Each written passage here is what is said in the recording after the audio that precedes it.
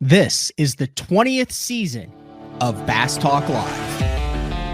BTL is presented by Bass Cat Boats, Strike King Lures, AFTCO, Pro Guide Batteries, Spro, Gamakatsu, The Bass Tank, Denali Rods, Beatdown Outdoors, and Sunline. BTL coming at you. Good morning, and welcome to another exciting edition of BTL Bass Talk Live, where we are going to talk about bass fishing. And boy, do we have a lot of bass fishing to talk about. We have a Bassmaster Open that I just competed in along with 235 other competitors, and it was the all-time heavyweight record for a 3-day tournament in Bassmaster history, going out of Roland and Marianne Martin Marina, and Scott Martin, who lives a block from the marina on Okeechobee, goes out and has a 3-day total of 90 pounds, 6 ounces, blows the field away by almost 23 pounds, punches his ticket to the 2025 Bassmaster Classic, which if you follow the Elite Series the last couple of years, you realize it has been quite the saga with Scott Martin. He's been like right on. He's either been like first man out or last man in the Bassmaster Classic the last couple of years.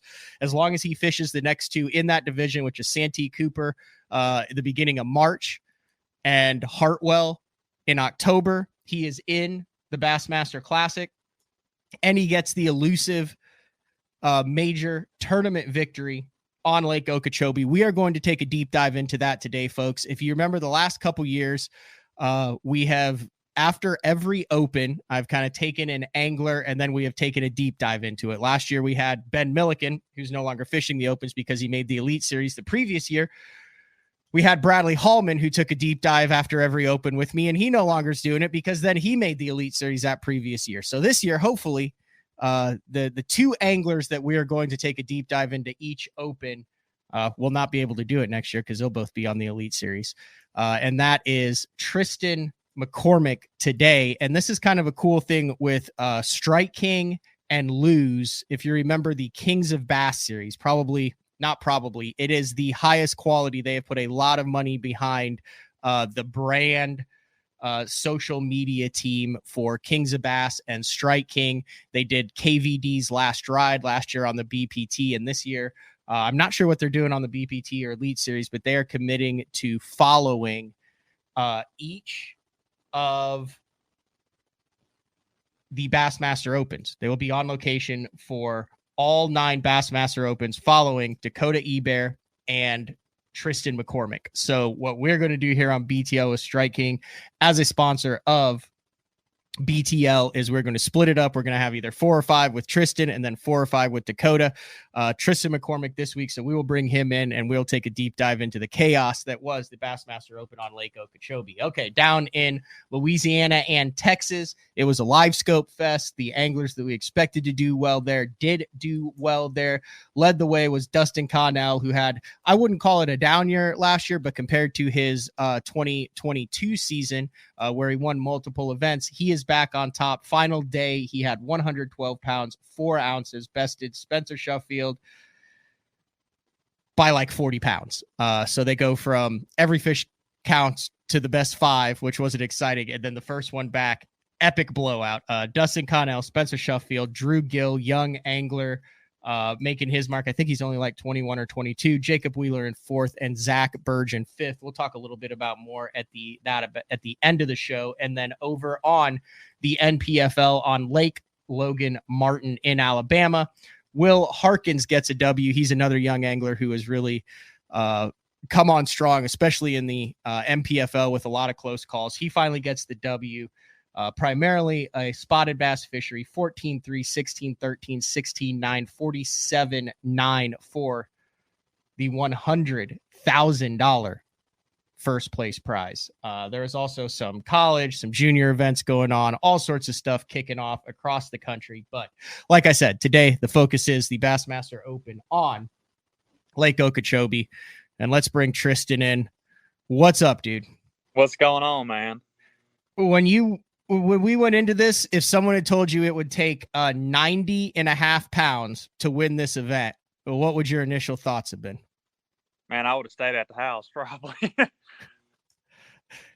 Absolutely insane when you think about it, and then you think about how Scott Martin did it, obviously on his home pond, but that tournament going into it, specifically with the Toyota the week before, that took 24 pounds a day to win, mid 70s to win, then a cold front hits, you're talking 15 days straight pressure. I didn't think in any realm of human possibility would the weight records have been broken at Okeechobee. Obviously, know the fish live there. It's been mid 30 bags to win the local events, but 90 pounds, 6 ounces for Scott Martin. Like, were you a little bit blown away when you kind of saw and realized what Scott was doing to the rest of the field on this fishery?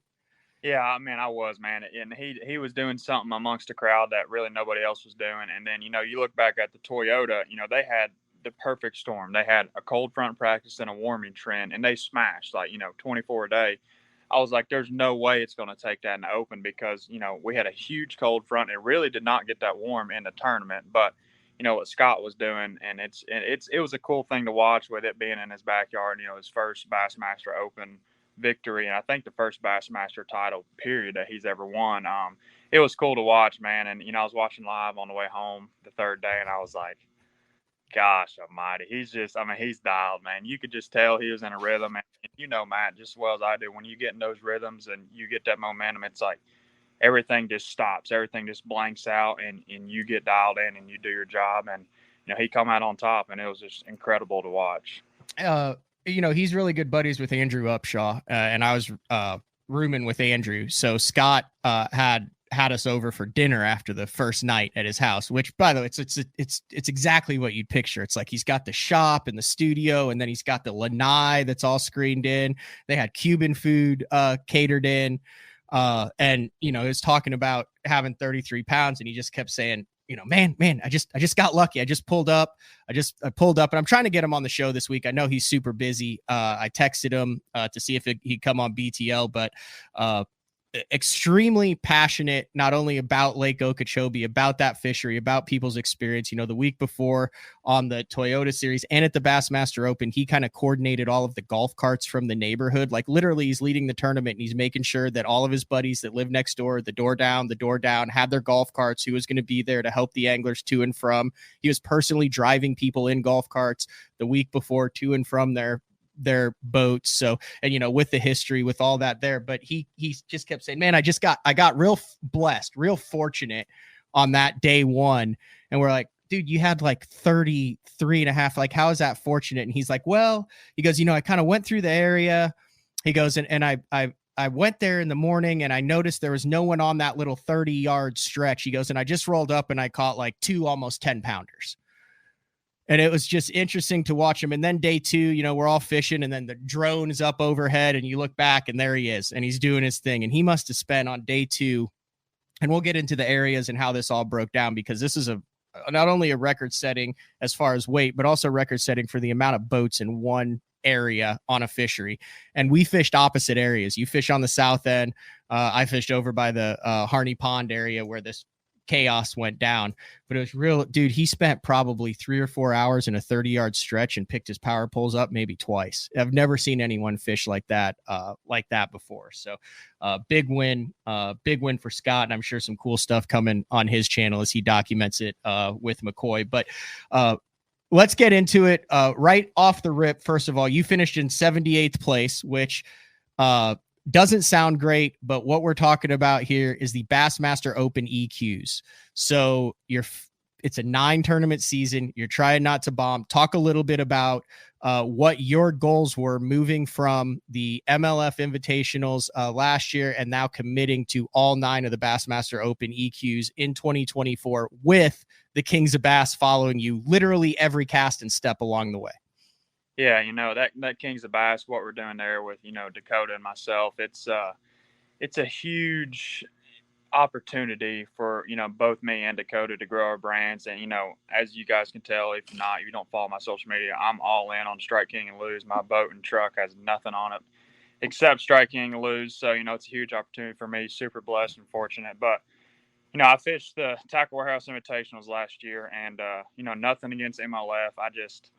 I didn't feel I wasn't having fun. I didn't feel at home, in other words. And when I signed up for all 9 opens, like that day, I remember I was like, I was just smiling. I just felt like this is where I need to be as a young angler myself. Going forward and having opportunities I have, the Bassmaster Opens are where I need to be. And it's a gauntlet, like you were saying, all 9 EQs, and then they take 9 overall in the AOYs to the Elite Series, and I finished 78th. And the whole reason behind this is to not bomb. You cannot afford 120, 130, 140th place because it's like impossible to make up. Ben Milliken was the last guy in. No, Kyle Patrick was. Kyle Patrick was the last, and he had. I looked at his results on the way home. He had like 110th place finish, and other than that, he got like 5 checks. He won 1. So, for me, my goals are, I wrote them down at the beginning of the year. I just cannot afford a bomb. And I'm hoping that this 78th place finish at Okeechobee is by far my worst finish. I could go get last place at Ouachita. I don't know, but it's hard going into a tournament like Florida, because Florida's that wild card aspect of the tournament, and of course it's the first one of the year, so it's like, hey, my season's either over or we're good, you know what I mean? So with Florida, finishing 78th, I was tickled to death with it. Before that week started, me and Cody Meyer, we was like, dude, we'll take 70th and go to the freaking house, because that's the kind of practice I had. I was getting like 3 or 4 bites a day, and it was grueling. And, I was down on South End and South Bay, and, the year before the invitationals, we started out the same week in 2023, and I got dead last place. Oh, I didn't realize that. Yeah, 150th place out of 150 boats. Now, I was 30 minutes late the second day, but, we'll rule that out. But, and I knew going into this year, I wanted to get in the crowd. And I learned that from last year. I'm the type of guy that wants to go out and do my own thing and be by myself and try to find my own water, because I hate fishing in a crowd. I'm sure like you do, Matt, a lot of people do. I can't stand it. It spins me out when I look up and see, Scott catching 33 pounds 20 yards from me. I'm like, oh. But, this year I went into a different mindset, and I said I'm going to get in the crowd. Now, South Bay was nothing like Harney's Pond. We got to move around a lot more down there, but still, I still stuck to my plan. I still stuck to my guns, and I ran down there to South Bay, put the trolling motor down, and I did not fire up the motor until 15 minutes left in the end of the day before I had to check in. So, is what it is. I had a decent bag both days, 12 pounds and 13, and but a lot of those bags you guys saw, like 17, 18, 19 pounds, like those were all due to one bite. Ish Monroe had a 911, and he had 18, 19 pounds, whatever it was. That was half his bag in one fish. So, looking back, I did all I could do. I just wasn't fortunate enough to get a big bite. And, that's Florida. Florida it all revolves around one bite. And I just didn't get it either day. I'm kind of in the same boat as you. I finished 98th in the event. I think I was tied with Andrew, 13-6, 55th place after day 1. Day 2, I only managed 10 pounds, 2 ounces. We'll get into a little bit about like how that could possibly happen based on the areas we're fishing. But 23.8, I finished in 98th. Uphill climb, but not a total disaster. So if you guys are wanting to follow us, there's 2 things you need to follow in the Bassmaster Open. So there's roughly 155 guys that are fishing all 9 of the Bassmaster Open EQs. There are also approximately 75 anglers in each event that are only either jackpotting that event or fishing all 3 events in one division. So their points don't count. So if you go into the Bassmaster website and you go to the anglers tab and then do the Bassmaster Open EQ anglers, and I'll share the screen right here so you guys can follow this along, you can see that Tucker Smith is leading the Open EQ's angler points, and he only has 199. And then you'll see there are some points that skip, like it goes from 186, 184. Here's 181 to 178. All those points in between are anglers that we're fishing against in that tournament, but not fishing against for the Open EQ race. So you finished 78th in the actual tournament, 57th out of all of the Open EQs is where you finished in this tournament, and 69th out of the 155 is where I finished in this tournament. So really, while each tournament is important, this is the race that you want to follow as far as points. And then the top 9 after one are Tucker, Randall Tharp, Paul Marks, Matt Adams, Austin Cranford, Easton Fothergill, Sam George, Bo Browning, and Brandon McMillan. So just a little bit of background as far as kind of what you want to be following on that. I find it very interesting. Tristan, let's go back to practice. You had some experience on it. You mentioned what happened last year. You're talking a 480,000 acre fishery with a lot of history on it, a lot of experience. The lake changes year to year. Major tournament in the Toyota Series taken off the week before. If you've never been to Okeechobee, you think 480,000 acres. How am I going to break that down? But going into it, I think 99% of the field pretty much knew that there were only 3 to 5 spots on the entire fishery where this tournament even had the potential to be won. How did you break down your practice knowing that such a big fishery was most likely going to fish incredibly small? And then how did you determine where you wanted to be on that fishery? Yeah, so of course, like I said, we knew going into it that the lake was going to fish small. Okeechobee's ginormous, but and that's another cool thing. Back to Scott, they're fighting for that lake because it is suffering.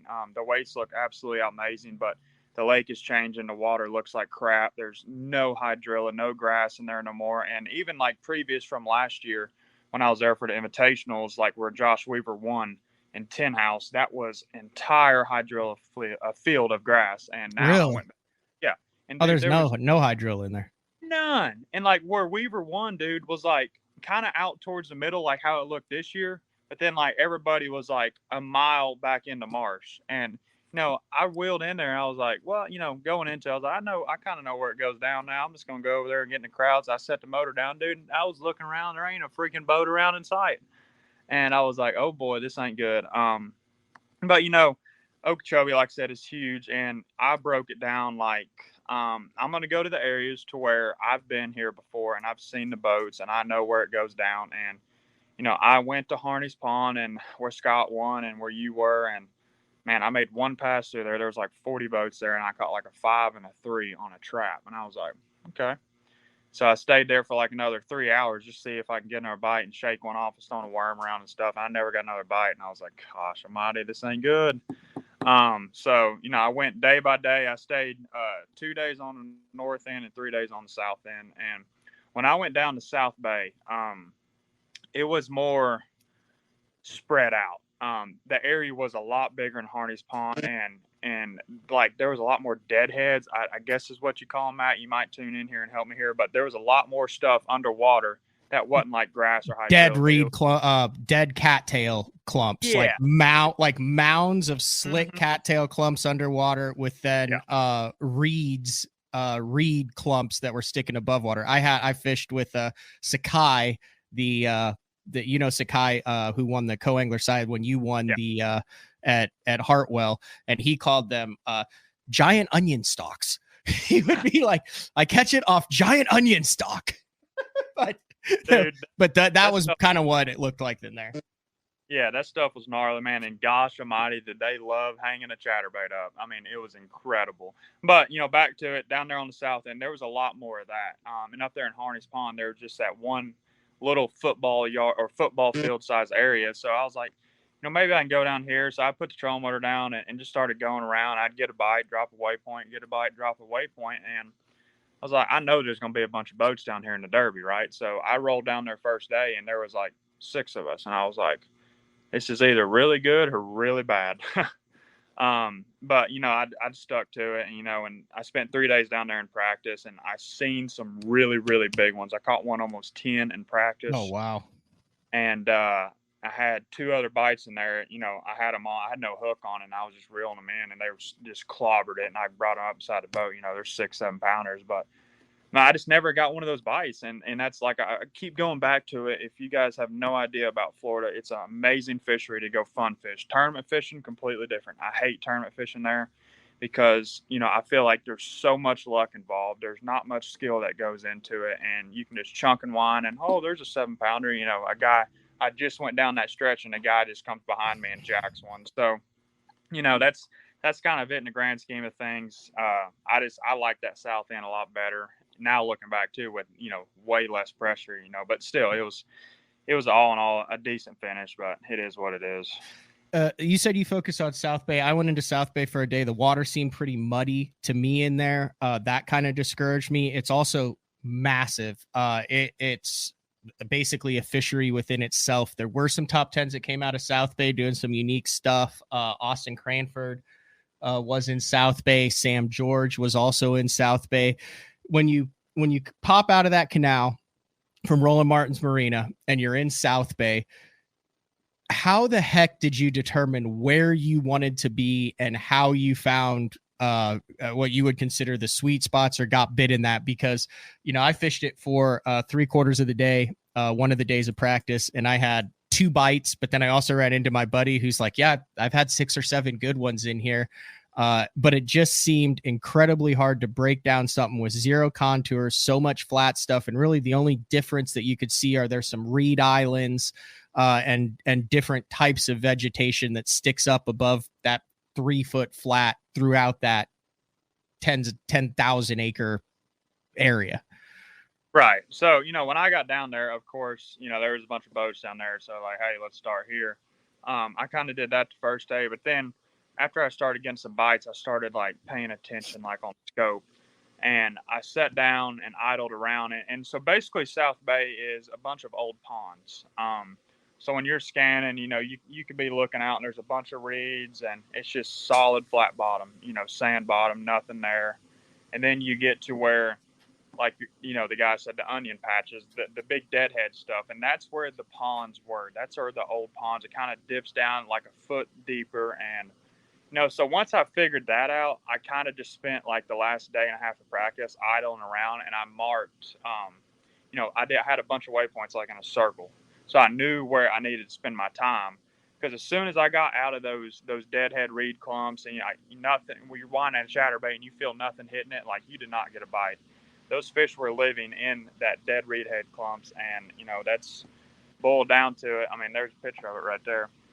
And that's kind of what it looks like, a little bit more open water than in this actual picture. But that is what you're trying to figure out what you need to target. Yeah, and it's funny too. Like, I watched Scott's video last night. He YouTube video. It was a couple weeks ago, but he was introducing Lew's. He just signed with Lew's, and he went down there to South Bay, dude, and he was fishing the exact same crap I was fishing in the tournament. I told my wife, I said, look, there it is right there. That's exactly what I was fishing. He's like, oh, there's an 8-pounder. Oh, there's a 6. I'm like, yeah, so I knew they lived down there, but it was really, really big area. And there was 2 areas it was going down. So where Austin and George were, they were in like a pond up above me. And I called it the pit because I only had 3 bites in there, but they were ginormous.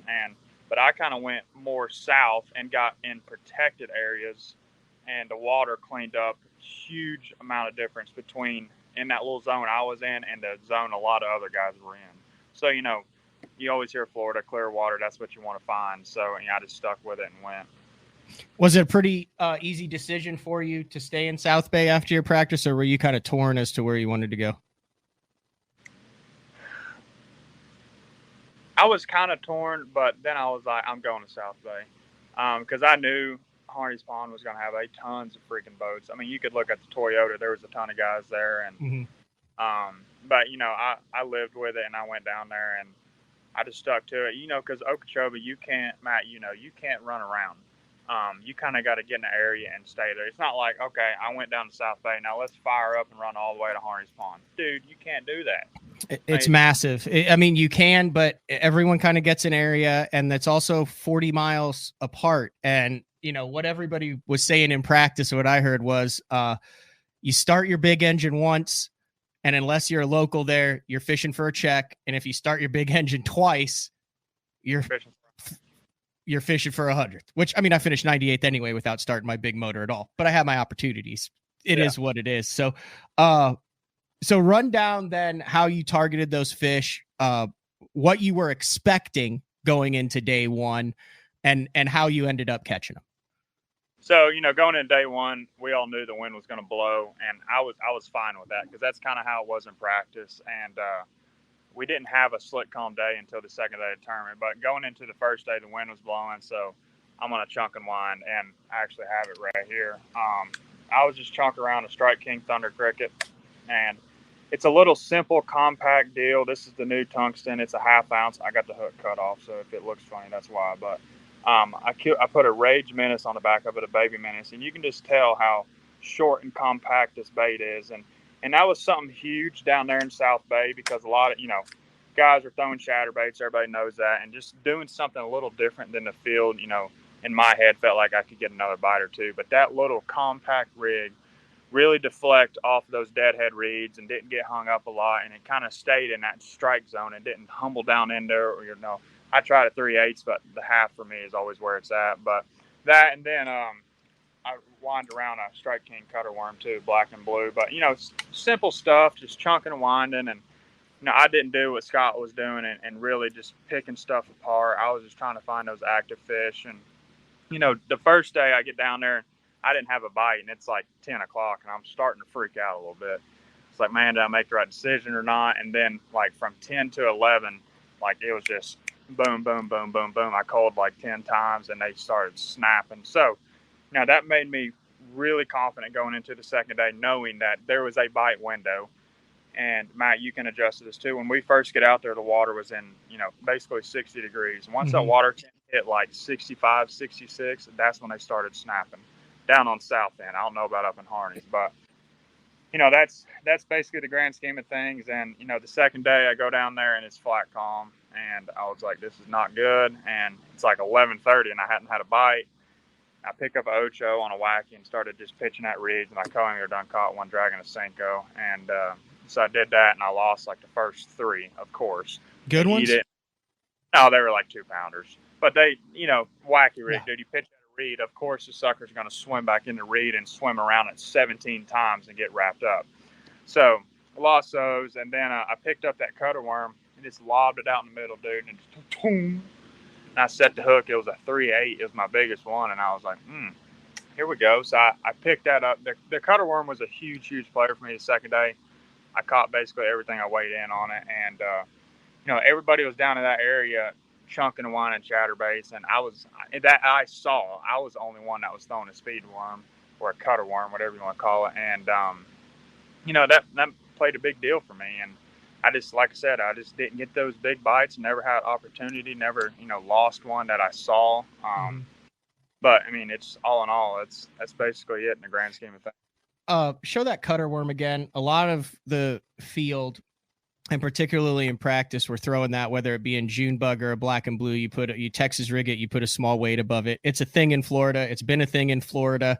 My co-angler on day 2 was throwing like basically a speed worm, a cutter worm like that, and he had 2 bites. He caught a 114 and lost an 8-pounder at the boat. But to me, it's interesting. You travel all over the country, and of course there's regional baits and there's things that get bit. But when you come down to Florida, particularly Okeechobee and some of those lakes, it boggled my mind at how effective that is, which if you've never done it, if you're from the Midwest, it's like you're fishing a Texas rig, but you're constantly just reeling it in. Like there's no working it, nothing. You're fishing it like a chatterbait. You're fishing it like a crankbait. And it's a big bait too, but you catch a ton of 12-inchers on it. You catch 8-pounders on it. It's hard for me to wrap my head around like how that is so regionally effective just on those lakes. And it's just like if you were on any other lake, just casting it, you're like, holy cow, one hit it while I was reeling it in. Well, this is what you're banking on every single bite with that worm. Yeah, and and it's a lot of guys, you can throw a bunch of different weights, 3/16, but I always throw it on a quarter. And just because I can get that extra distance casting, and, down there in South Bay, it's staying down in that water column was a huge, huge deal with all the structure down in there. There's wood down in there, dead clumps, all that. But, man, like you said, just it's so dumb. It's such a dumb bait. It really is, and it freaking works tremendously. And I own thousands of packs of them, and they're all in the boat for Florida, and then they all go back here behind me and hang on the wall until the next. I mean, that's just how it is. But it is a deadly combo. I mean, it works in Florida, and there's just something about it. But, like I said, it's different than like an old monster style 10-inch worm. Just slowly drag it. You can cover just as much water with that cutter worm as you can, you know, a chatterbait or a rattle trap or whatever it is, because you're just constantly just reeling it, and they'll knock the freaking crap out of it. All right, Tristan, you have a live scope open win under your belt. Are you a live scope guy or a live sight? I'm a live sight guy. Okay, live sight. Lowrance, right? No, no, Garmin. Your scope. I got both of them. They're both on front of my boat. I'll dive into that. Okay. This was the one event. Obviously, we know that stuff can play anywhere. This was the one event that I think a lot of people going into didn't think that it would be dominated by forward-facing sonar. Perhaps the guys who only did it would find some bites, which apparently Tucker Smith, Tucker Smith, Emil Wagner. Yeah, some of those guys found what you would call a traditional forward-facing sonar bite in the canals. Now, that being said, I did not think that forward-facing sonar would absolutely dominate the 2-foot deep grass flats. And from what I saw, my mind was blown. Are you on the same page as that? Yeah, so before you dive into this, I have a video on my phone, and it's from Harney's Pond. And perspective, I've never played with it ever. And this is what we're talking about, guys. You know, you got your forward facing, and you got perspective, and it turns it flat, and it's almost like a 360, but it's live. So I turned that thing to perspective in Harney's Pond, first time ever. And this, I think this is where Scott won. I have videos on my phone, dude, and I lay that sucker down. I put the trolling underwater, and I see beds everywhere. I'm like, and I can see them swimming around like in the bed. I think they're tilapia. But looking back, I'm almost positive that's where Scott won. And I'll show you after this on my phone and on the map where it was, and you tell me if that's where he won. Because, dude, I was mind-boggled. I sat there and pitched a drop shot at him, Cinco, nothing. I'm like, dude, this is so stupid. They're tilapia. And, but seeing that perspective in that shallow water, and we'll dive into this later too, but I think this is going to play at another tournament we have coming up in the EQs. Very, very much so. Very much so that I've ordered another graph and another, I did that. I called Scott from the Bass Tank on Friday at 7 p.m. and I said, we got some work to do, bro. And he's like, what do you mean? And I said, I am some units and transducers short. I said, and I thought I could do. So I went to the Bass Tank Thursday before I left for practice. It started on Saturday. And I had him put a perspective mount on because you could see the beds. And before the off limits, I talked to some anglers down there. BTL listener Daniel, he's like, hey, perspective is key down there. It can help you see the beds. And I was like, yeah, okay, I can see it on form. And I saw some pictures, and I've seen some stuff in person to where I was like, yeah, this is critical. Yeah. And so I went through that Harney Pond area I had it in perspective the first 2 days of practice, and then I put it in forward for one day and went through the Harney Pond area. And then I put it back into perspective and was like, oh my God, there's fish everywhere. And like you said, I kind of thought there were a lot of tilapia in there. It wasn't until I really slowed down in the perspective that I realized, my God, all these fish are bedding. And even though there's been 100 boats in here for 15 straight days, there are 12 inchers to 10 pounders everywhere. Everywhere. And it's absolutely insane. We'll dive into that. We're going to take our first break of the show when we come back. The first show of February, breaking down the Bassmaster Open EQ Strike King Lose Pro. Tristan McCormick, a new feature for 2024. Tristan and Dakota will be breaking it down in depth like this following each event, and then you can watch how their tournaments unfolded over on the Kings of Bass and Strike King and Lose YouTube channels. Kind of a cool little collab here. So we're going to take our first break of the show. And when we come back, we'll dive into the second half of the show. We'll talk about what it's like being in the middle of the biggest group of boats in Bassmaster tournament history. It's BTL on a Monday. We'll be back right after this. The new Puma STS has been redesigned from the ground up. With the angler, design, function, and performance in mind, nothing on this new offering was compromised, and the only thing carried over from the previous version is the name. Based on the Soft Touch series hull that started with the flagship Jaguar, this new model is nimble and performs incredibly well at all speeds with either a 250 or 300 horsepower engine. Featuring a new 96-inch wide-body footprint, this hull measures out at 20 foot 7 inches in length.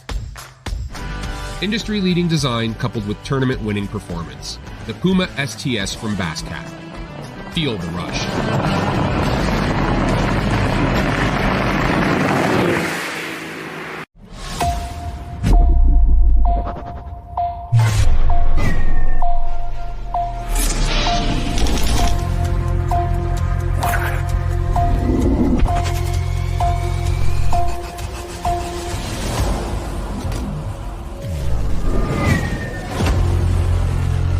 Everything you need, one legendary brand. Top on all, Strike King.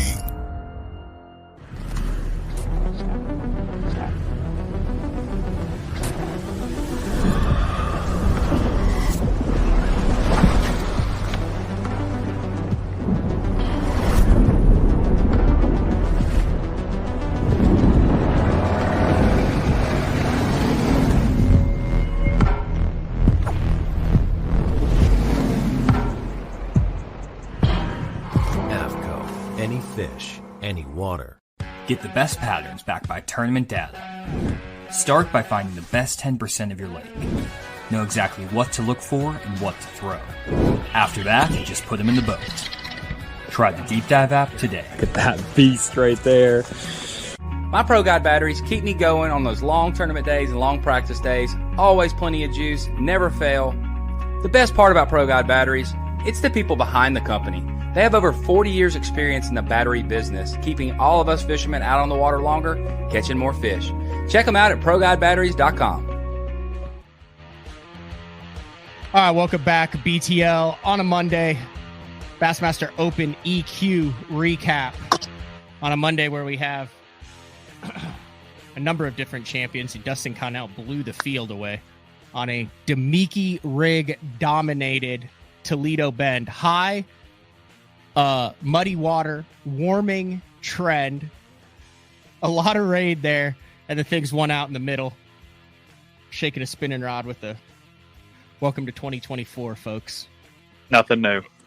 It's interesting as heck. I'll tell you what, it is very interesting on that. And I've had a lot of conversations with anglers, particularly after this week, and what went down in the Harney Pond area. So real quick rundown of my practice. I had I basically so here's my problem, Tristan, and this is what I'm struggling with, which I fished through several productive areas where there were multiple top 10s out of, and I did not identify them as high quality potential, specifically the canal fish, specifically one other area.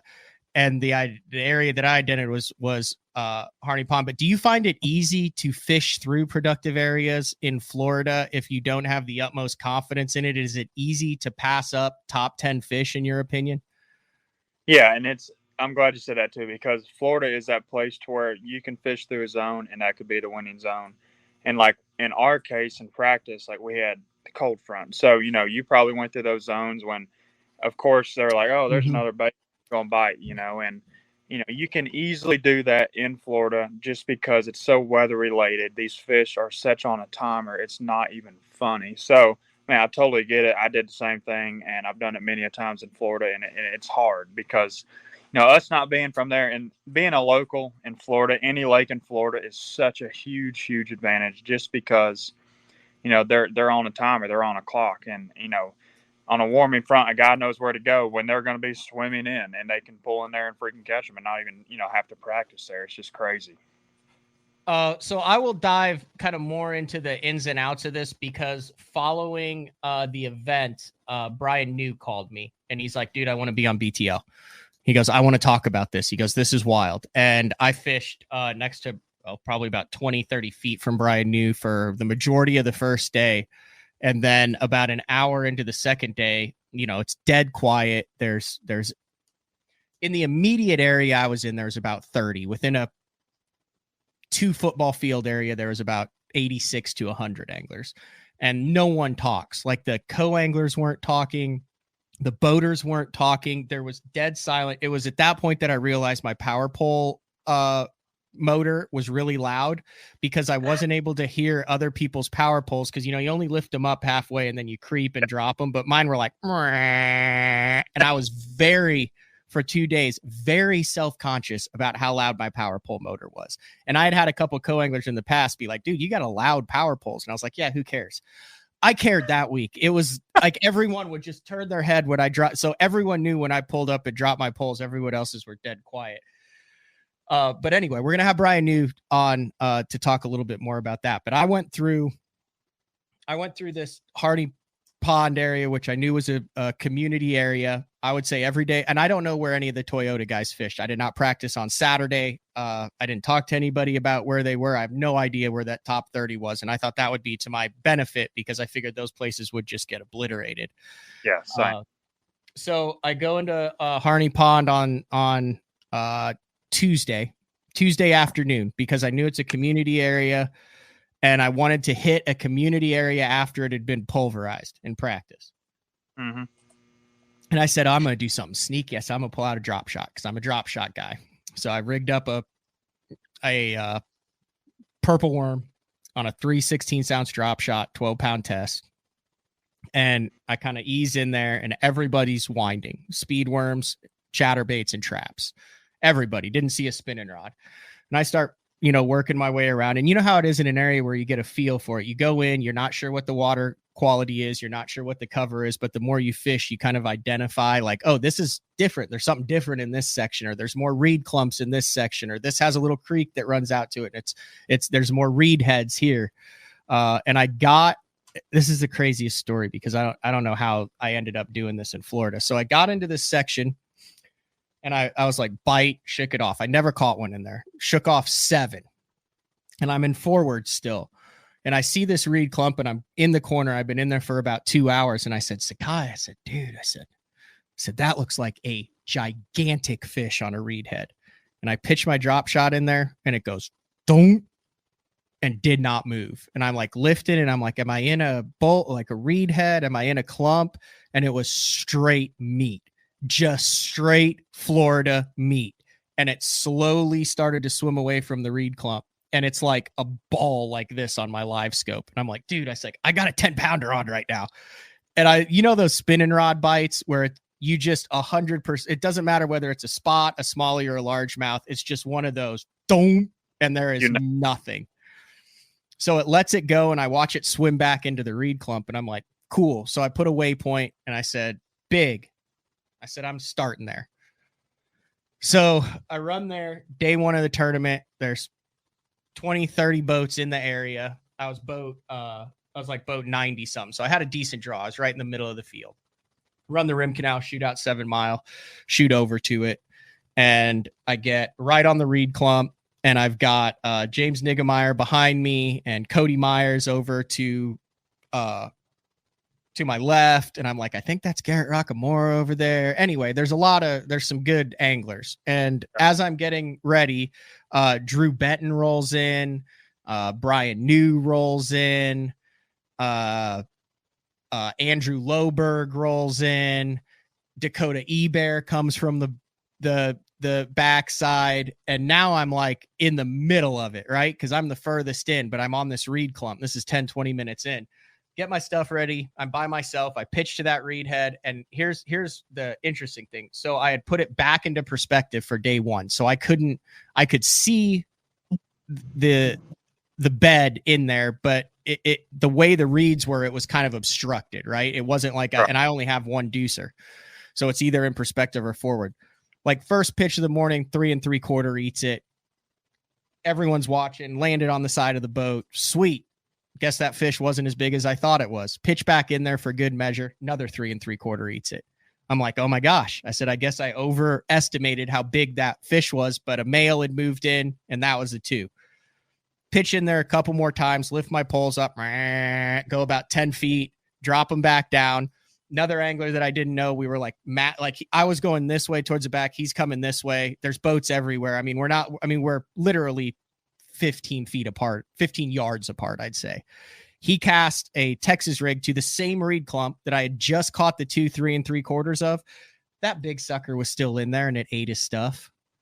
And it was like legit between 8 and 10. I mean, it's just like right there. I'm watching it. I'll show you what it looked like in there. I've got a bunch of some pictures pulled up, but I did not know that big fish was still in there. And I had caught 2 4-pound bucks off of it. Yeah. And left. He wrestles it. It tail walks. It goes under the boat, pulls off. Gosh, He loses it.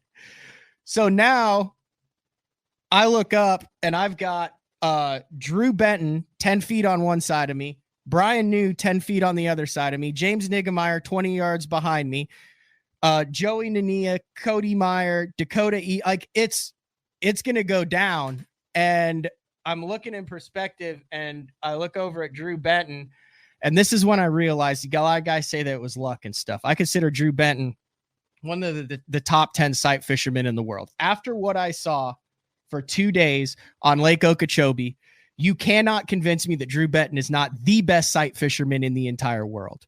That guy had fish marked from practice that he was using strictly off of his electronics, and he would not pick his poles up until he caught that fish. Multiple times over the 2 days, he moved probably 30 yards in 6 hours and spent hours on individual fish, strictly catching them off of his electronics.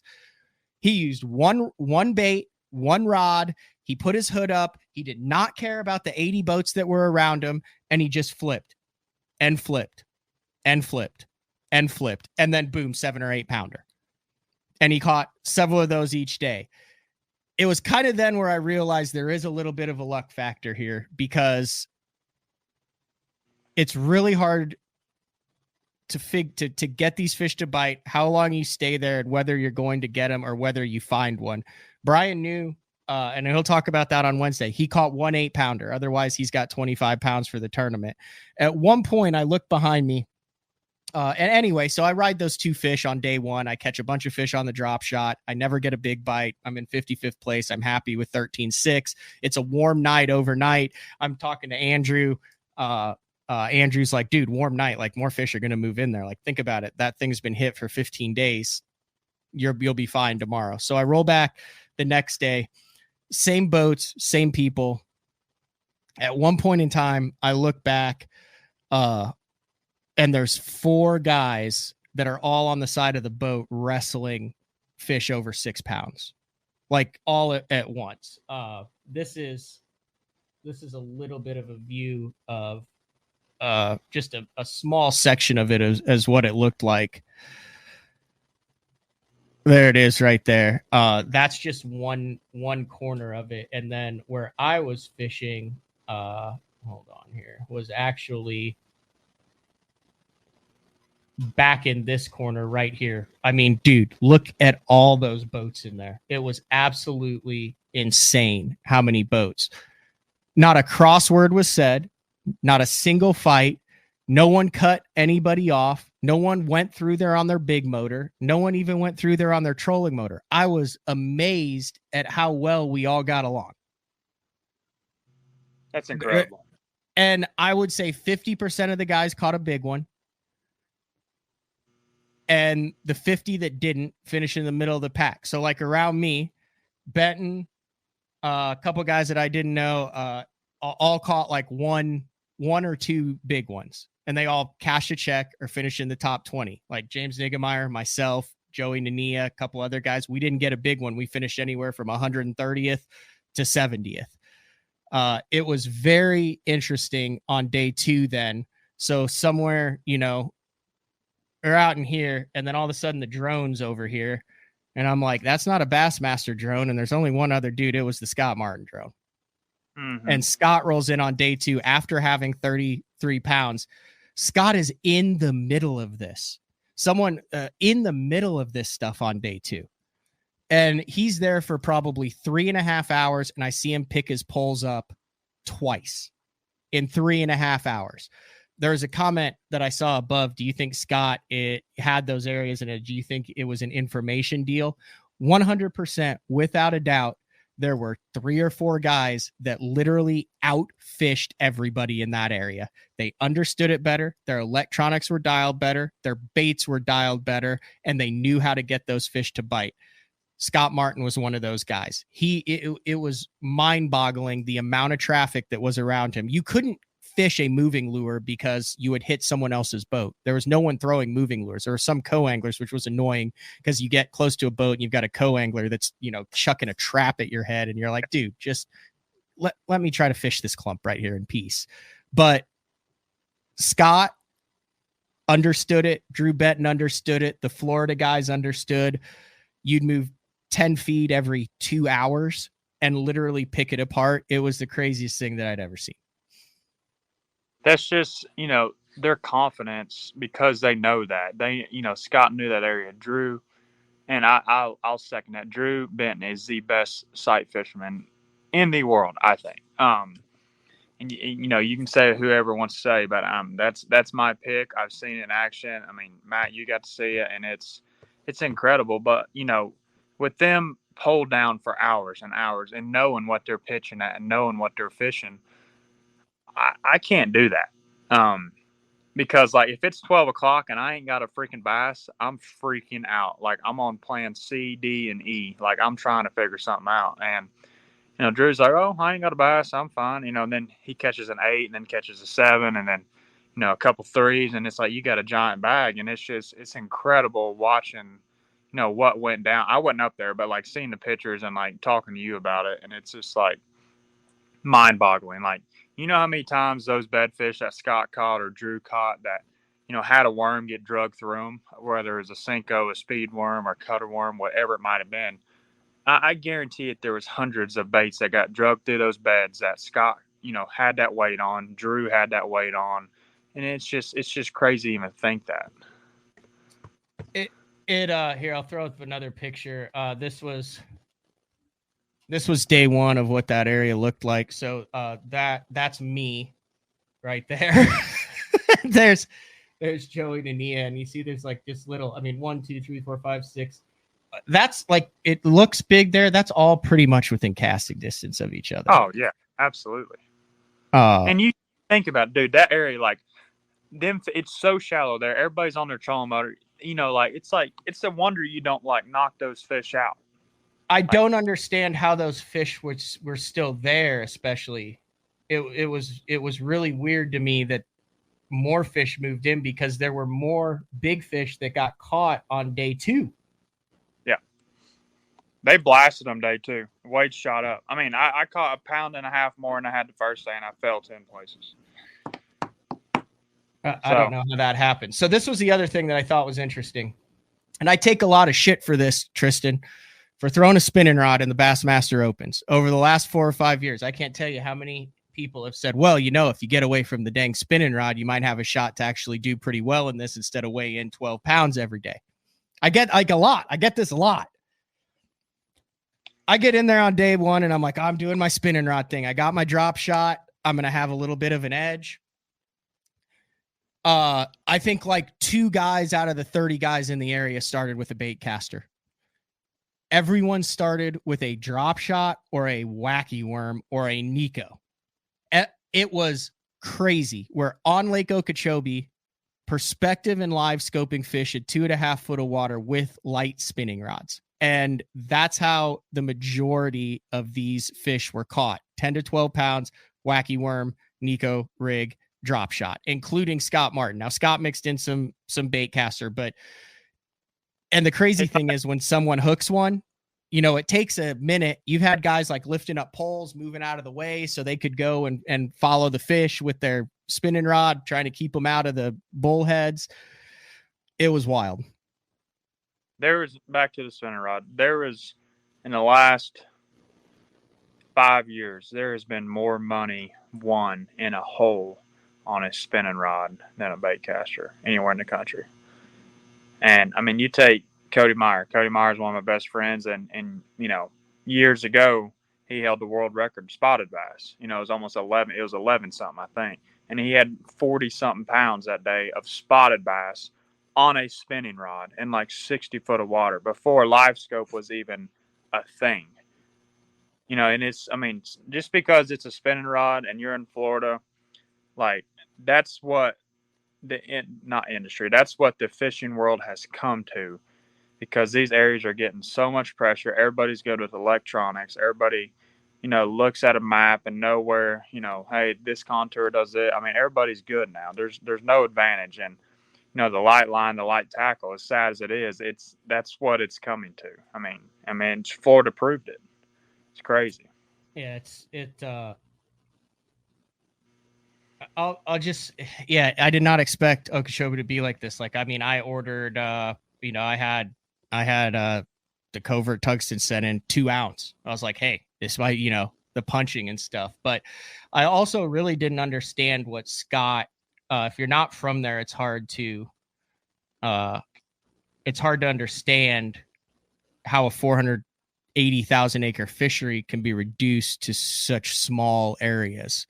Unless you're a Tharp, unless you're a McMillan, unless you're someone who knows little sneaky spots. But there should have, you know, I talked to so many veterans who had been to Okeechobee for years and years and years and said, dude, it's a shell of what it used to be. And that is the water, the high water, which, and you need to go to Scott Martin Challenge YouTube channel to listen to this, because he actually understands what's going on. The best way I can understand it is they're keeping the water high because they don't want to dump the water from Okeechobee into the Gulf, because it's causing like red tide and impacting the coastal fisheries. But as a result, the high water prevents the hydrilla, the eelgrass, and a bunch of different grasses that filter the water, that create clean water, from growing on Okeechobee. So it's pushing all these fish into smaller and smaller areas. Is that the way you understand it? Yeah, and that's the thing. Like, you know, everybody that watches, literally go check it out, because they do need, you know, help. They need support. And, you know, Okeechobee is a world-class fishery. And I'm telling y'all, I mean, the weights look really good on paper, but Matt will back this up. It is not in good shape, I don't think. The pressure it's sustaining, just because of the high water, you know, there's 3 areas that the fish are living in, and it's not the same Okeechobee. You know, I went there when I was 12 or 13. That's the first place I ever went bass fishing. And just remembering back then, like, you could literally go anywhere and it was clean water, you know, hydrilla, Kissimmee grass was in there, eel grass, like any type of grass, you name it. And now the place is like chocolate milk. It looks like crap, and they need help. I mean, it's true, because that is one of the best fisheries in the world, and it is going downhill fast. All right, this is something else I want to talk about, because I posted a picture of the chaos on my Instagram, and I had some people that were talking about, like, oh, it's so sad that this is what fishing has come to in 2024. There's the picture right there. There's Brian New. That's me in the middle. There's Drew Benton. There's another boat. I mean, this is us fishing, and you see all our heads are down. We're looking at it. We're all in the same 20-yard stretch. And I thought about it. I thought, is this what the sport, is this what professional, or not? It's not professional. I'm not a professional tournament angler. I fish the Bassmaster Opens, but is this what high level, top level tournament fishing has turned into? Should I have not gotten in that crowd? Should I have not been there? Like, why did that happen? Was their whole so I've thought a lot about this, Tristan. I really have. And one, just based on the respect and everything, I would venture to say that 75% of those anglers were in there because they got bit in practice, and not because they were just there because other anglers were there. And it was really apparent who was in there and didn't know what the hell they were looking at, and who was in there and was in there for a reason. Would you agree that that's pretty easy to tell when you're fishing in a crowd? Yeah, 1,000%. And then here's the deal too, like, people that are commenting on your post, well, this is what fishing's coming to. Well, first of all, you got to remember we're in Florida, and it's back to what we have said. There's 3 or 4 places on Okeechobee that you could freaking get a bite. If you were not in those areas, you were not getting a bite. And it's not what fishing is coming to. It's, you know, a lot of guys are out here cutting their teeth, doing this for a living. I'm one of them. I'm trying to make it to the elites. This is what I'm doing. So I'm going to do whatever I have to do to, try to cash a check, to try to win, to get those points to move forward. So, just because you look at Okeechobee, and yes, it was the biggest crowd ever that I have ever seen and you have ever seen. And it was sad to look at, but, we all had to do it for a reason. And guys were there for a reason. Yeah. Because that's the only place you can get bit. Angie Spencer said, Matt, are you saying Scott got info and cheated? Is that what I heard? I don't know how you would ever think that I said that. What I literally said was that Scott outfished everyone because he was a better fisherman and understood it better than anyone.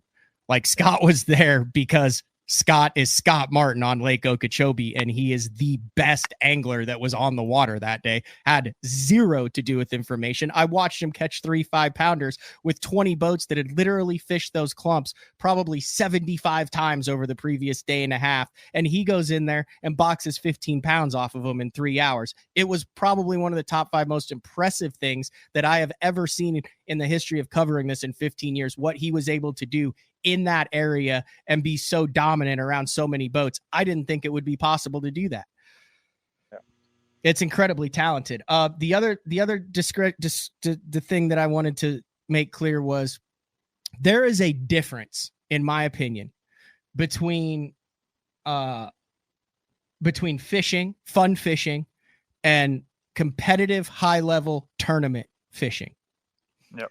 And if you are going out to enjoy your day, to catch fish, to have an Okeechobee experience, go get shiners.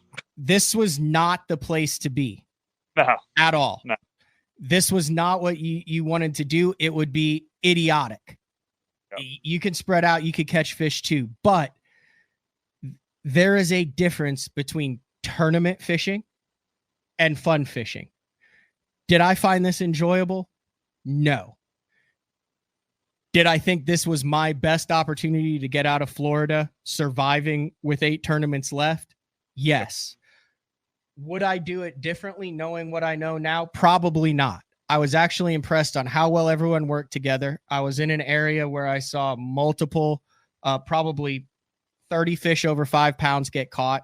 Like I said, the tournament winner, the all-time tournament winner weight was in there. Multiple checks came out of it. I fished clean. I did what I thought I had to do. And it is what it is. Do I put the blame on Bass? Absolutely not. They're going to Okeechobee. They've always gone to Okeechobee. It is 480,000 acres, and we're the ones who are deciding that we need to fish right next to each other like this. I don't blame anyone. It is the situation that happened. And quite frankly, I thought it was kind of cool to be in it, to be in it, to found that during practice, that exact epicenter, that spot on my own, not knowing who was going to be there, and to have witnessed it and kind of survived it. Yeah. And like what I see in the industry, like that many boats, like the best thing I saw out of that whole deal was like, the respect that everybody showed to each other. There wasn't no fights and nobody's screaming at each other, and I didn't go, so I don't know. I'm just going off what everybody's been telling me and like what you've been telling me too, Matt. And, seeing that as a whole is like pretty daggum impressive. Like that, that gives me a lot of respect to all those guys that were in there, and, nobody raising their mouth. And I'm sure when Scott came in there the second day, everybody kind of just, let him go in there and do his thing. Because no one knew that it was Scott because he doesn't have a wrap boat. Oh, that's true. I literally was like, damn, I can't believe Scott caught all those fish. And one of the dudes was like, what are you talking about? And I was like, Scott just caught like 2 big ones. And he's like, Scott who? And I'm like, Scott Martin. And he's like, where's Scott Martin? And I go, see that guy right there? That's Scott Martin. And he was like, oh, really? I didn't know. I mean, no one knew it was Scott. There was nothing around him. He was rubbing rails with everyone else. And he was in, he rolled in there, the first day and had 2 9s. And I don't know where he was the first day. I know he was in the same group, maybe 100 yards further down, because you kind of just know what's in your immediate group right there. But no, he was in an unwrapped boat, mixing it up with everyone else out there, just crushing them. Mm-hmm. It's so impressive. Absolutely impressive. So after this, is there ever a tournament that will be primarily dominated without some sort of forward-facing sonar, or is this the nail in the coffin as far as you have to have it, you have to have multiple transducers to compete, and there is not a single scenario in which it is not effective? Everybody in the last couple of years, you go down to Florida, you don't need that forward-facing sonar crap, but I mean, Tyler Rivette last year in the elites dominated out of the Kissimmee River, scoping with a jerkbait. Scott wins here on perspective, live scope. I mean, it's just, it's so impressive to see what it's coming to. And, people can say, oh, forward-facing sonar is ruining the sport. There's going to be no fish left to be caught. Well, I'm going to go ahead and tell you, Scott Martin just proved that right there. If you know what you're doing and you're dialed in with your electronics, you're dialed in with your baits, and you know what's in front of you, there's no reason that, forward-facing sonar is hurting the industry, I think. Now, there's a lot of hate on it, and like I said, this is the 21st century, guys. This is, look at our iPhones. They keep getting smarter and smarter and smarter. Well, hell, all our damn vehicles now are damn near running off the batteries. I mean, it's just, it's how the industry is. It's changing. And if you're not changing with the industry, you are going to be so far left in the dust. It's not even funny, and that's my 2 cents on it. I'm not going to sit here and rant on it, but this all boils down to, I'm doing this as a living. So yes, I'm going to have the electronics. I'm going to have all this stuff. And it's necessary to do good. Now, I know there's a lot of pressure in the open EQs. Lord knows this is, I think, my 4th year doing all of them. You have the Kings of Bass crew. You know how much money that Strike King and Lose has put into this. For God's sake, they did Kevin Van Dam last year. They're putting their chips in the Bassmaster Open EQ basket, which it wasn't until Dakota Ebear had like 10 pounds or something on day one. Of course, he came back with 23 and a half and an 8-pounder and did well, that I realized, dear God, this is incredibly risky, because you are doing a points-based system to make the top 9, which is incredibly hard to do anyway. And you're one bad decision for being out of it, then having a camera crew follow you for basically no reason the rest of the year. Yeah, basically. Do you feel that pressure? I pulled up next to you at the meeting. You had 2 camera guys. They were having you do stuff. I was fishing right next to Dakota Ebear, who had the camera guys right with him in that mix. Talk a little bit about that Kings of Bass, what you expect, what it's like to have that much attention put on basically every cast and every move you make, and knowing that that's going to go for the duration of the season. Yeah, having the Kings of Bass, it's a lot of pressure. One, because the competitive side of all of us, we all want to do good, but it's also cool to be able to share the road to how to get to the elites. I'm not saying I'm going to qualify this year, but I'm chasing the seeing the travel, seeing the practice, seeing what goes into it. I mean, it's a gauntlet, like you said. I mean, it is probably the hardest competition out there, I think. 225 boats, 9 tournaments. You cannot afford to screw up, not one tournament. And, with Kings of Bass filming all of it, there's pressure there. But, it's also cool seeing the finished product. The Kings of Bass, we're going to try to release them about a week and a half, 2 weeks after the event. So, here in about a week and a half, it'll come out. Okeechobee will come out. And then we'll be in Hot Springs, Arkansas. They'll be covering that one as well. So, it's super, super cool. But, yes, it is a lot of pressure. It's nerve-wracking. Of course, I want to do good, but then it's like, oh, we're spending about several $1,000s chasing you around. And I'm like, yeah, well, I'll make sure to put that in the back of my head. So, but, everybody's seen the work that Kings of Bass have done. There's their videos right there. If you haven't done it, it's Kings of Bass TV on YouTube.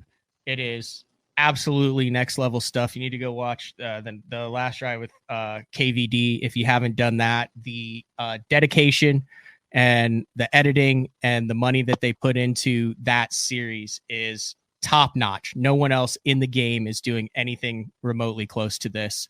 And yeah, it's got to be cool to be featured as one of the guys this year. yeah, it's humbling. It really is. And it's such a blessing to be able to do it. And, but moving forward, 8 tournaments left. There's going to be more pressure already, man. It's like, gosh, I'm sitting in weigh-in line at Okeechobee and Clues. I'm like, man, I got to get home, tie my spinning rods up, and we're going to Clearwater. And I'm like, it's literally like, I'm bad at like worrying about the next lake, while I'm at the one I'm fishing. So like, it's big time for me this year to take one day of practice at a time, one tournament day at a time, because, and I did it, what was that, Matt? 2 years ago, I did the Opens. Yep. So 2 years ago, I was so worried about points. And this year I have a totally different attitude. I was so worried about points. I'm out there fishing somewhere and I'm like, well, let me run over here and catch 9 pounds worth of spots to survive. You can't do that, in my opinion, because that screws with your whole head. So me, this year, going forward, I'm going into every tournament like I'm going to try to go win it. Instead of like, oh, let's try to go survive and catch, 10, 11 pounds of spots or largemouth or wherever we might be. That's something huge for me this year that I'm trying to remind myself every tournament, fish this tournament as if points didn't matter. Fish this tournament as you want to win.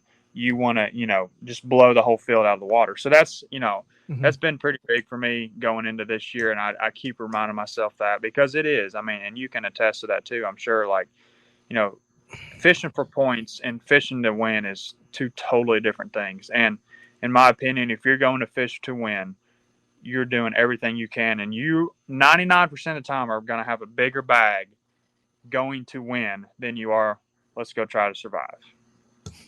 That works. Bass Fanatic has been asked it several times. I want to get it in. He's talking about adjusting the angle of your transducer for perspective or down mode. I'm going to be honest. Like I said, I just put that perspective transducer on right before this. I know how it works. I don't know the finer points. This was the first time that I've really dove into the perspective mode. So I went into this tournament learning the importance of the perspective mode, felt comfortable with it after a day and a half. But as far as angles and having it 100% perfect, the rig's going back up to the bass tank this week before Arkansas and getting all this stuff really dialed in now that I've seen the power of some combination of things. What's your take on it? And is there anything you do transducer wise to see or make it better? Now, I've talked to Dan. Dan runs the Garmin truck at all our events, and I've talked to him about it. So I don't know what mount you have, Matt, but I have that Fish Obsessed mount, the 0 degree mount, and I can easily click it over to perspective, no problem. But it also has different angles, like one click down or up or whatever. I was just leaving it flat. And what Dan told me, in shallow water, you just want it flat. You want it perfect. But like the deeper water you get, like say you're fishing 10 foot or deeper, you click it down 1. You go to 20 or 30, you click it down another. And all that's doing is picking up the bottom a lot more. Now, I think I've seen Meyer's boat. We've been out fishing, smallmouth fishing with it. But like when you get to like 20 foot, it's kind of... That's what I noticed. Like when I was in the lock and stuff, if you had your trolling motor down, the perspective was kind of like, eh. Yeah, it's more like 12 foot or less type deal. Which like, it's a huge deal, clearly. And it was just crazy to see it in 2 foot of water. You could go out to 150 feet and see it. Cody was insane. In there. He outfished everybody in there. Not everybody, outfished a lot of people in there. He, on day one, at least. He went day one. He started there, and because we worked together. He went there day one and caught like a 2-pounder, and he said he had like a 6 or 7 eat a chatterbait at the boat and lit. But then by 9:30, that sorry sucker was down there in South Bay. Son of a gun. Because he pulled up. Right, I said, dang, you didn't last long. He's like, dude, I can't do it. There's like 9,000 boats up there. Anything else you want to get in here? Like I said, big shout out to Lou Striking, Tom Brubaker. We were kind of talking about what we were doing with BTL in 2024, and this just kind of seemed like a natural fit, especially as we go forward in the season, like this is a weird one because, the tournament was just over with, but you're going to have so much video footage, and I'll have GoPro footage too. And we'll start throwing some video clips in when we have a couple days to process it. So instead of just photos and audio, we'll actually have some visual clips to go with it. Hopefully if, boat flipping fives and stuff like that. But thank you for agreeing to do this. It was great to see you this weekend, and I'll see you in like 4 days down at Ouachita. But personally, on your end, tell people where they can find you, where they can follow you, and anything else that you have going on in 2024 with all the changes. Yeah, so my social media is Instagram and Facebook's McCormick Fishing Official, and my YouTube's McCormick Fishing. Of course, like we've been talking about, make sure you guys follow along. Kings of Bass, we're doing all 9 of the EQ Bassmaster Open. So, after every event, our goal is to get it out 2 weeks after every event. So keep an eye out for that.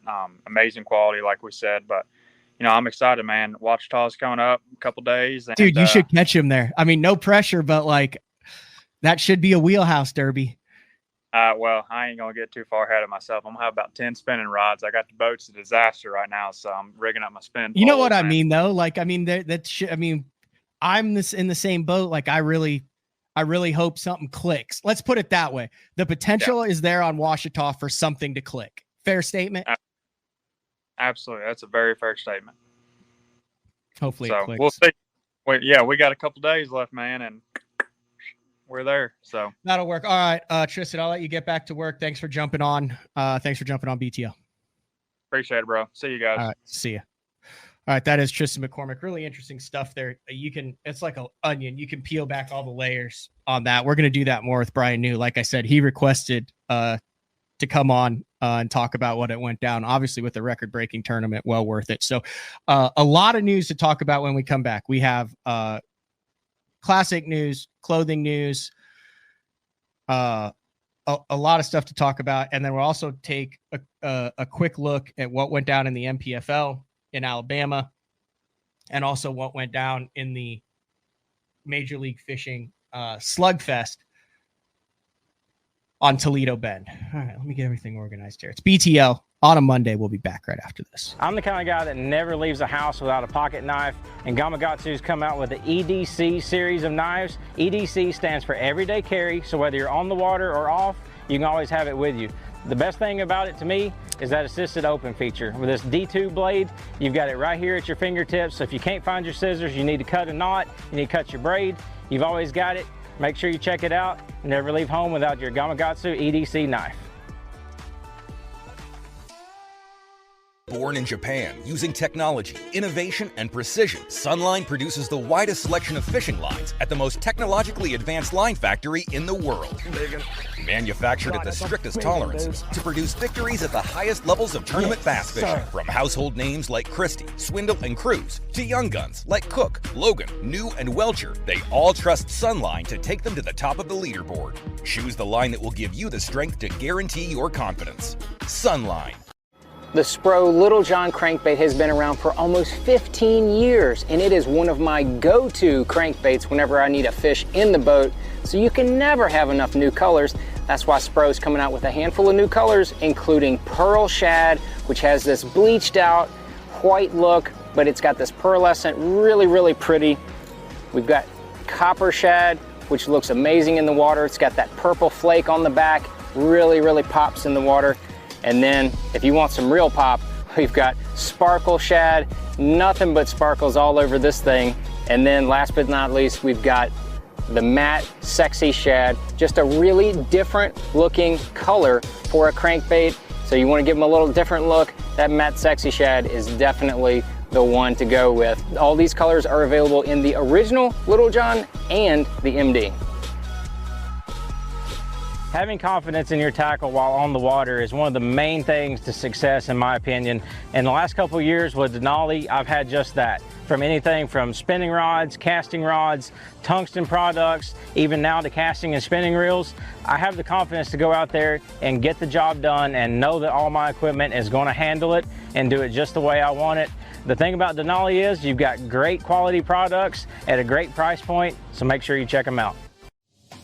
Have you considered purchasing new electronics for your rig?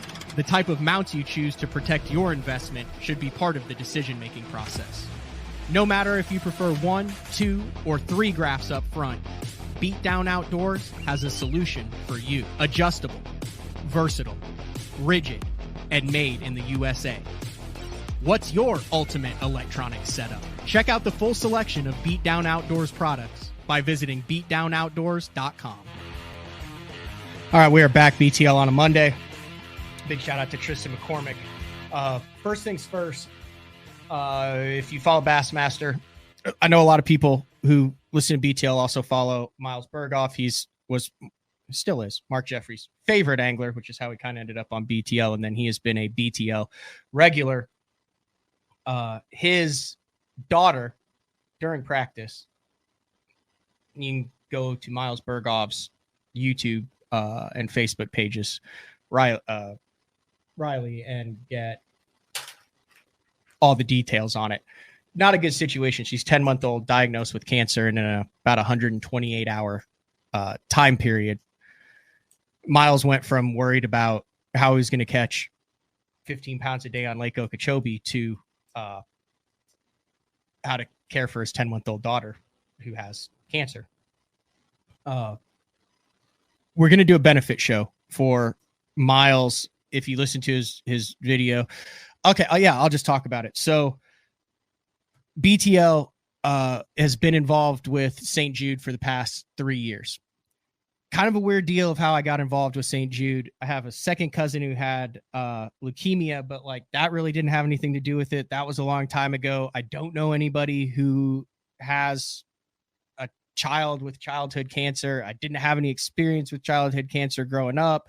I got involved with St. Jude because Adam Bartuzek up in Minnesota from the Crappie Chronicles asked me to fish the Dick Hiley St. Jude Bass Classic 2-3 years ago up in Wabasha, Minnesota. I went up, I fished it. I was impressed with how it was ran, with how much money they raised for St. Jude. BTL has a platform because the BTL listeners, in my opinion, are the best family in tournament bass fishing as far as call to action, supporting the companies that support it. So you guys have done a really good job of supporting St. Jude every year for the St. Jude t-shirts, raising money for the Dick Hiley St. Jude Bass Classic. And I've got to know Gretchen, who runs that tournament, who's kind of run some ideas off of me just being in the industry as far as how they can get involved more in fishing. So this year I went to St. Jude, Gretchen, along with Brian Robinson and Adam Bartuzek and Fat Cat Newton, and we toured the facility in Memphis, the head Memphis. Like I drove over there, they flew in. And like I said, at this point, it's like, okay, yeah, this is cool. This is a good, a charitable cause, but I didn't really have a close connection. And I got to see the campus and see everything that they do. And then Pate, who owns and runs Pro Guide Batteries, he has a child who's on the backside of treatments from St. Jude. They've done a really good job with them. So Gretchen from St. Jude was working with, and actually just got clearance to make St. Jude the official nonprofit of BTL. We're talking about doing some shows from St. Jude, doing some other fundraisers. We're just about to kick off the fundraiser for the Dick Hiley St. Jude Bass Classic this May. And Miles calls after he finds out that his 10-month-old daughter has neuroblastoma, is what they believe. And he's like, hey, how do I get into St. Jude? And I was like, what? I was like, I have no clue. But I did have a contact there, which all this went down in like 24 hours. And I'm not saying that BTLer had anything to do with it, but I was able to get him in contact with someone from St. Jude who was able to get him in contact with the right person to give them and their doctors the ability to get Riley into St. Jude, which is crazy that I had that connection with it, because now like Miles is a good friend. And they're in Memphis right now, indefinitely at St. Jude, getting the best care that they can. So long story short, the last couple of weeks, if you listen to Miles's video, he's very, very hesitant to like asked for money. I think his wife's sister or something started their GoFundMe, and No Child pays for anything, for housing, for any of that stuff, for any of the treatment at St. Jude. It's a research facility. But in the week leading up to going to St. Jude, they had a lot of expenses from a children's hospital that did a great job, but was outside of their insurance network. So that's what the GoFundMe is for. And I called and I said, hey, I want to do a show. I want to bring on Joey Nania, who he did Sweetwater, the TV show with, and is a good friend. And obviously Matt Steffen, who's his good friend. And Miles is going to jump on. And I'm also probably going to have Mark on just to say hi to Miles on that. But that is going to be Thursday night, 7 p.m. Central Time, and I'll have the link to the GoFundMe account. But this is a two-prong approach, and Miles was very key about this. He's like, yeah, we can do that, but I also want to promote St. Jude, raise money for St. Jude too. So Thursday night, that would be February 8th at 7 p.m. Central Time, the Berghoff fundraiser show. I don't know how long Miles is going to be able to jump on, but definitely Joey and Matt and Mark will be on. So a little bit of a long-winded story there. But thoughts and prayers with the Berghoff family. All right. Fishing wise, I wasn't able to follow either of these tournaments. Yeah, I might have to, Mike, that's a good thing. I might have to figure out how to donate through Super Chat. I don't know how any of that stuff works. I need an assistant or an intern is what I need that knows that technology stuff. Because I was fishing the Open, I was only mildly staying engaged with what was going on in the rest of the industry. I've since gone back. I've looked at some stuff, but I wasn't able to watch any of the live for either the MPFL or Major League Fishing. I did keep up with what was going on in the Major League Fishing, the Bass Pro Tour. Going back to the Every Fish Counts format and not televising the opening rounds, and then obviously a different set for the final rounds. It was an interesting dynamic. Dustin Connell blows the thing away, wins another one. Jacob Wheeler finishes in fourth. He was dominant throughout the opening round. Spencer Sheffield, interesting and intriguing angler, and Drew Gill. I'll probably try to get him on the show here soon. Oklahoma, Zach Burge off to a good start. Martin Villa, Alton Jones Jr., Justin Cooper, Jesse Wiggins, Matt Becker round out the top 10. And it was a spinning rod, Demiki Scope Fest offshore in the middle. I talked to several of those anglers on the way back who went to Toledo Bend anticipating to fish seasonal patterns with traditional baits, trap, a jig, a chatterbait, flipping, a spinner bait, and halfway through practice, we're out in the middle with a spinning rod. Now, obviously, there's intricacies to that. The guys who are good at that are good at that. But it is interesting how many fish offshore, regardless of the conditions, still play. So congratulations to Dustin Connell, off to a great start in 2024. And then, like I said, over on the MPFL, Will Harkins, who's had several close calls, went 16-9, 16-13, and 14-3. The main question over on the NPFL was how dominant the current and former Elite Series anglers would be against the returning NPFL field. And if you see Will Brock, Jesse Millsaps, Louis Fernandez, Buddy Gross in fifth was the highest finishing Elite Series angler that was kind of double dipping over on the NPFL. Kyle Welcher finishes seventh. Joseph Webster finishes ninth. Former Elite Series and FLW Tour Pro J. Todd Tucker in 10th. Current Elite Series Pro John Sokup in 12th. Then you have Pete Pons, former Elite Series and FLW angler, in 14th. Drew Cook in 15th. David Williams in 16th. David Fritz in 19th. So current or former Elite Series anglers, like 9 spots out of the 9 top team, out of the top 29 spots, but out of the top 5, only Buddy Gross in 5th. So the Bassmaster, or the Bass Talk Live website, basszone.com, is updated. It has the schedule that I put out Sunday night for what's coming up the following week.